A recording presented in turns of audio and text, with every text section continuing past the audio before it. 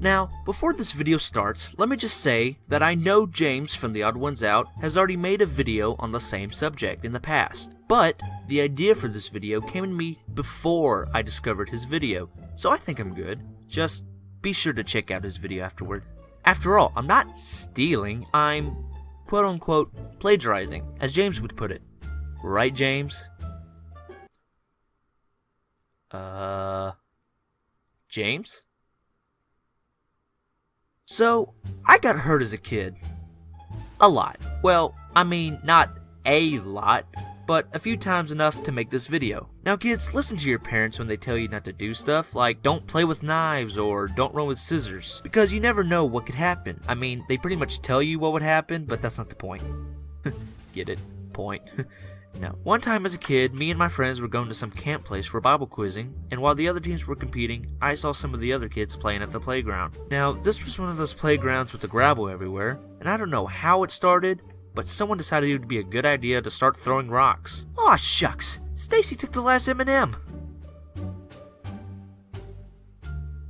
And after that, another kid was throwing rocks, and after that, another, till eventually all the kids, including myself, were throwing rocks at each other like some sort of battle royale.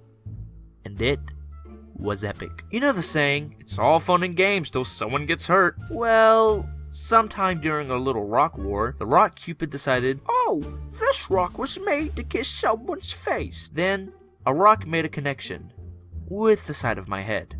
Oh, no. Now, I had a fear of things hitting the side of my head, mostly because I saw something that showed a man hit another man's temple, which didn't do anything at the moment, but like 3 days later, when all seemed fine, bam, dead. So I immediately ran inside to my mom in a panic, telling her what happened. She told me I would be fine, but I was still touching my head, making sure it wasn't caving in or anything.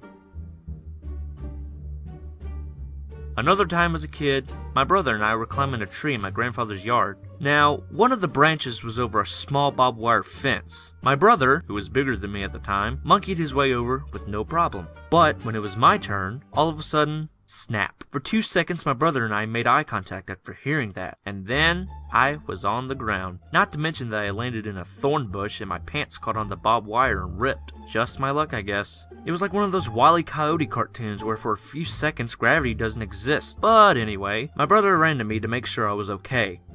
I was not okay. The fall knocked the wind out of me, and I was in straight panic mode. Yo, dude, you okay?